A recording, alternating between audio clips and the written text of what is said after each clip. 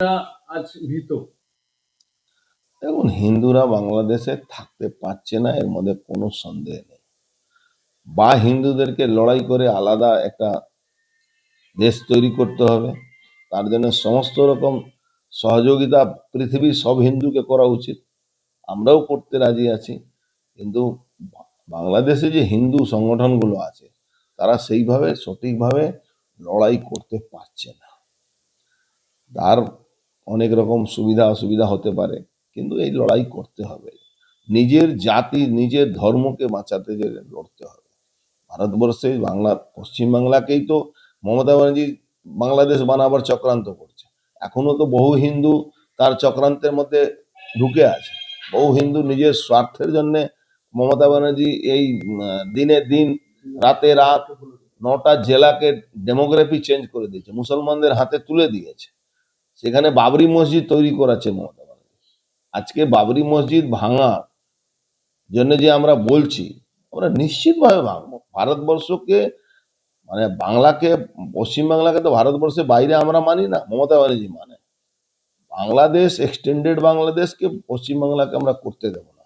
বাবরি মসজিদও ভাঙবো, আর বাংলাদেশের হিন্দুর পাশে আমরা দাঁড়াবোই। যেরকম সহযোগিতা বাংলাদেশের হিন্দুরা চায় আমরা তাদের দিতে রাজি আছি। আর তাদের সঙ্গে সঙ্গে পৃথিবীর হিন্দু, সারা মানে পৃথিবীর হিন্দু মোদিজির কাছে চাইছে মোদিজি এই বাংলাদেশকে সবক দেন। বাংলাদেশে আবার ভোট হচ্ছে নাকি? বাংলাদেশ জিহাদি শক্তিরা ছাপ্পা মারে ভোট করবে আর ক্ষমতায় আসবে। বাংলাদেশকে, ভারতবর্ষকেই সবক শেখানো দরকার আছে। ভারতবর্ষকে, এই বাংলাদেশকে পৃথিবী মানচিত্র থেকে সরিয়ে দেওয়া দরকার আছে, নালে ওখানে হিন্দু বাঁচবে না। আওয়ামী লীগ এই ভোটে অংশগ্রহণ করেনি এবছর। আওয়ামী লীগ কেন যে? এখানে ভোটের নামে তো প্রহসন হচ্ছে না, ভোট কোথায় হচ্ছে?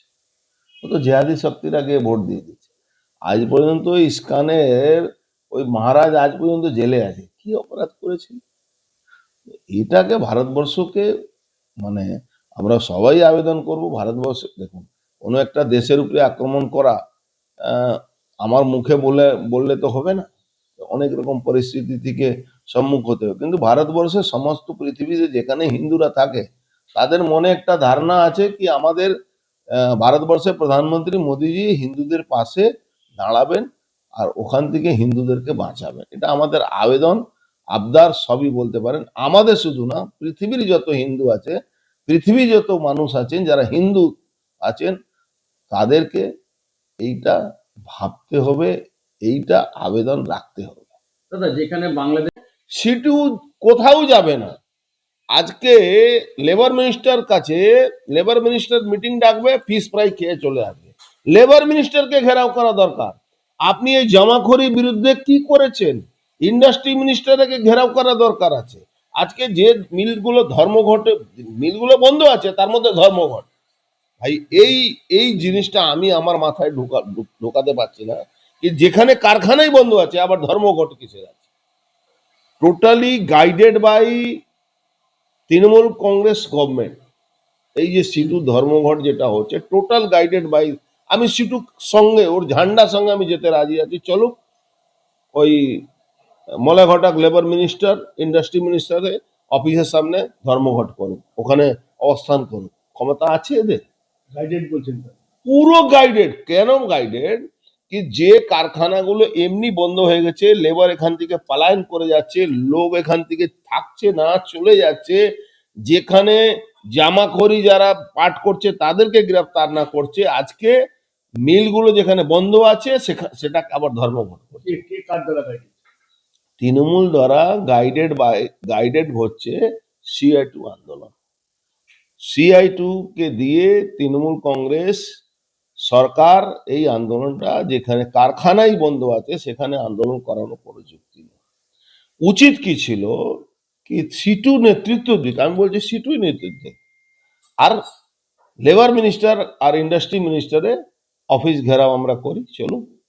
আমি রাজি আছি 12 ঘন্টা, 24 ঘন্টা, 48 ঘন্টা, 7 ডেজ, 1 মাস ওর অফিসের সামনে বসে থাকি, কি সমস্ত জমাখোরদের যারা পাট জমা করে রেখে দিই আর যার জন্য ইন্ডাস্ট্রি বন্ধ হচ্ছে। এটা তো বলতে পারবে না কি যিনি ফিনিশ গুডসের দাম বাড়েনি, ফিনিশ গুডের দাম গভর্নমেন্ট বাড়িয়েছে। এক একটা বেগ, অত চাল মিল আছে তো পশ্চিমবাংলা, একটা বেগ কিনে পশ্চিমবাংলা সব তো আত্মীয় স্বজনদের চাল মিল খুলে দিয়েছে, সব পুরনো ব্যাগ দিয়ে চাল বেগে ভর্তি হচ্ছে। কেন কিনছে না? কেন এ করছে না? কম্পালসারি করে দিচ্ছে কি তোমাকে এই ব্যাগ কিনতে হবে, সেটা করবে না। অদ্ভুত একটা সরকার আর অদ্ভুত সিআইটি। বললাম না, দেখুন সময় মতন পরিবর্তন করতে হয়। আমি একটা খুব ভালো জিনিস দেখেছি আমাদের দলে, ভারতীয় জনতা পার্টিতে, দেখবেন একজন সভাপতি 3 বছরে বেশি থাকতে পারে না।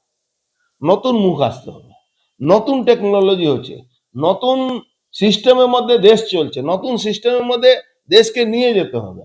ওই হাঁটতে পারে না, চলতে পারে না, ওই খেতে পারে না, সকালে টাইমে যদি না খায় তাহলে ওর গ্যাস হয়ে যাবে, সেই লোক সিটু নেতা হয়ে বসে আছে। কি করে সিটু চলবে? সিটু মানেই তো আন্দোলন। আমরা ছোটবেলা থেকে ইন্ডাস্ট্রিয়াল, আপনিও ইন্ডাস্ট্রিয়াল এলাকার লোক, আপনারা সবাই এখানে, সিটু মানে তো আমরা আন্দোলন জানতাম। আন্দোলনটাকে নেগেটিভিটি করতে করতে 34 বছর সিপিএম আর 15 বছর এই তৃণমূল, সিটু ধাজেই কিন্তু আইএনটিটিউসি চলে। এই যে 49 বছর পশ্চিমবাংলাকে পিছিয়ে নিয়ে গেল, এটা পশ্চিমবাংলায় আছে কি এখন পর্যন্ত এই সিটু, এই তৃণমূলের নেতাদের বিরুদ্ধে জঙ্গি আন্দোলন মজদুর করছে না। একমাত্র পুলিশ আর গুন্ডার ভয়ে। অন্য স্টেট থাকলে এই সিটু আর তৃণমূল কংগ্রেসের যে যৌথ বাংলাকে পিছিয়ে নিয়ে যাওয়া, এদেরকে থাকতে দিত না মানুষ। সিটুর দাবি সর্বাত্মক সফল হয়েছে, তাদের সমস্ত মিল যেগুলো চলছে সেগুলো বন্ধ রয়েছে, শ্রমিকরা কাজে যোগ দেয়নি, সফল হয়েছে তাদের। আমি তো বলছি মিলটাই চলছে না তো, আবার সফল হলো কি করে? কারখানাই তো 3 দিন চলছে, 4 দিন চলছে, আবার সফল কি? কোন কোন জুট মিল আজকে খোলা আছে দেখলাম।